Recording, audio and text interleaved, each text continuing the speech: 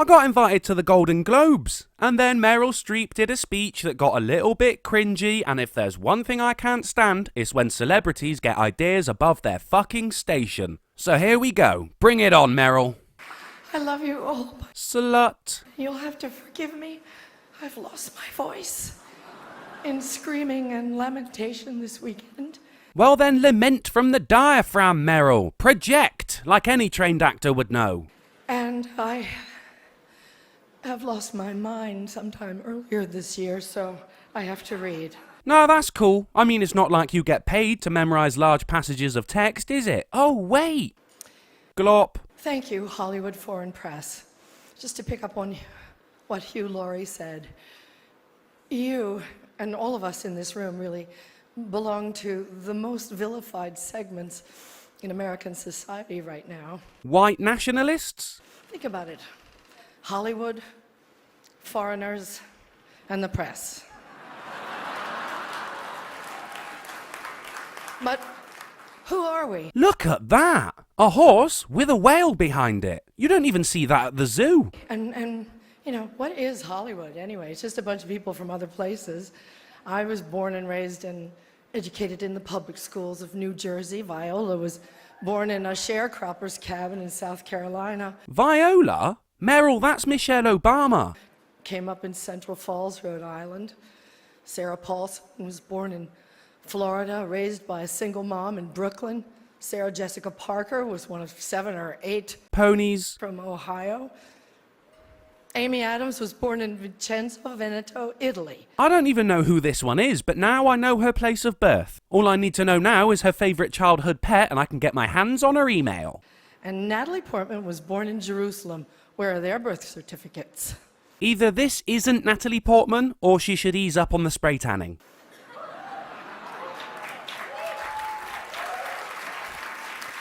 And the beautiful Ruth Nega was born in Addis Ababa, Ethiopia, raised in Ireland, I do believe. Did she have to do the accent when saying that? Was that cultural appropriation? Look at this guy sat next to me, picking his fucking nose. And she's here nominated for playing a small town girl from Virginia. So you have an Irish Ethiopian playing a girl from a small town in Virginia. But give a diverse role to a white person and the Huffington Post loses its shit. Ryan Gosling, like all the nicest people, is Canadian. Yep, nothing to say here besides he obviously brought his A-game. And Dev Patel was born in Kenya, raised in London, and is here for playing an Indian raised in Tasmania. Excuse me, sir, you've been randomly selected for a full body search. Please step this way. So Hollywood is crawling with outsiders and foreigners. And if we kick them all out, you'll have nothing to watch but football and mixed martial arts, which are not the arts. I'm going to stop you for a second, Meryl, and then we'll skip past all this applause from a room full of actors and actresses who know exactly where the cameras are. Did you just say martial arts aren't a part of the arts? Because, you know, arts. And Japanese theatre would greatly disagree with you too, as well as Jackie Chan, Bruce Lee, John Woo, Jet Li, and Chuck fucking Norris. They gave me 3 seconds to say this, so... So then hurry the fuck up. The stage manager is going fucking mad right now, like, come on Meryl, get your shit together, we got a schedule. Poor fucker probably got fired over this. An actor's only job is to enter the lives of people who are different from us and let you feel what that feels like. See, I would have said an actor's job is to entertain. I mean, you can act all you want, but if you're not entertaining, then you're a shit actor. And on that note, where is Daniel Radcliffe? Was he not invited to this? And there were many, many, many powerful performances this year that did exactly that. Breathtaking, compassionate work. But there was one performance this year that stunned me. It sank its hooks in my heart. Oh shit, that must have been a good performance. Not because it was good. Oh, okay. I thought this was an award ceremony, but whatever. There was nothing good about it. But it was effective and it did its job. Well then it was a good performance, wasn't it? Effective and it did its job. What the fuck are you talking about, Meryl? It made its intended audience laugh and show their teeth. Yeah, presumably through smiling and laughing. Meryl Streep hasn't done a decent comedy in so long that she forgets what laughing looks like. It was that moment when the person asking to sit in the most respected seat in our country imitated a disabled reporter. Well, looking at the mainstream media right now, journalism does seem to be a kind of disability. Someone he outranked in privilege, power, and the capacity to fight back. Okay, we all know you're talking about Trump now, but he has the greater capacity to fight back. Greater than a journalist. That doesn't seem right, Meryl. The guy won the fucking Pulitzer Prize, for fuck's sake. Unless you mean because of his disability. She couldn't mean that, though, could she? Trump impersonates someone with a disability and the media goes mad. But Eddie Redmayne does it in The Theory of Everything and he gets a fucking Oscar. It kind of broke my heart when I saw it, and I still can't get it out of my head because it wasn't in a movie. It was real life. Yes, Meryl. Real life is a thing that happens outside of movies. But I suppose a lot of people in this room haven't experienced real life in a long time.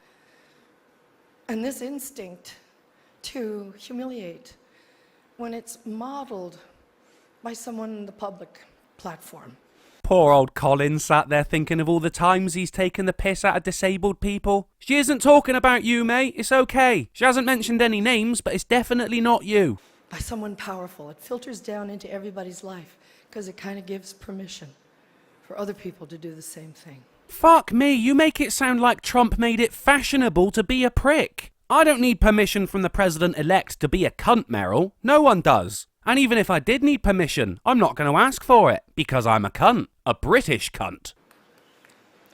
Yeah, little ripple of applause there from some people who thought it was over. Bet they feel stupid now.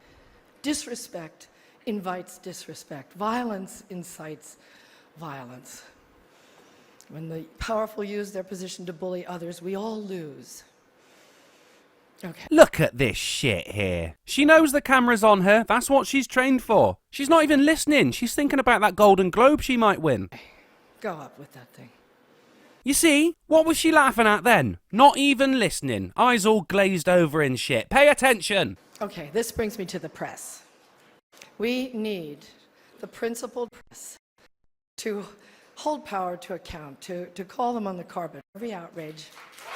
Wait, didn't that happen anyway, though? They were bringing up footage of Trump from the fucking 90s to chat shit about him, Meryl. Now we've had Pissgate, I don't think there's anything left. The man's pretty much invincible now, so let's skip all the celebrities wanting to be seen clapping. I mean, look at this bitch. She's gonna end up slapping herself in the face if she doesn't rein it in. She's going for it, while the two guys on the right are just like, should we get pizza on the way home? Everyone's thinking about food. This speech has gone on for so long that no one can remember when they last ate. Look at this poor fucker, starving. That's why our founders enshrined the press and its freedoms in our Constitution. So I only ask the famously well-heeled Hollywood foreign press and all of us in our community to join me in supporting the Committee to Protect Journalists. Yeah, nice. It's a shame we don't have something like that for everyone. Like, I don't know, the law. Because we're going to need them going forward, and they'll need us to safeguard the truth.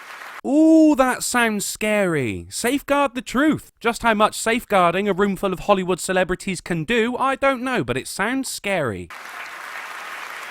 One more thing. One more thing? Oh, come on, Meryl. You've been speaking for ages. And you've used it to whinge about nothing. At least when Leonardo DiCaprio won his Oscar, he spoke about climate change. Now, that is a much worthier subject. But then he had probably been writing that speech for years. Meryl's always getting awards, so it's like she's ran out of shit to say. Like, oh, Meryl, you're being given another lifetime achievement. You got anything you want to talk about? And she's like, yeah, I saw something on the news the other week. I could probably chat about that for 10 minutes or so. Fuck, I remember when people used to get their award, say thanks, and fuck off.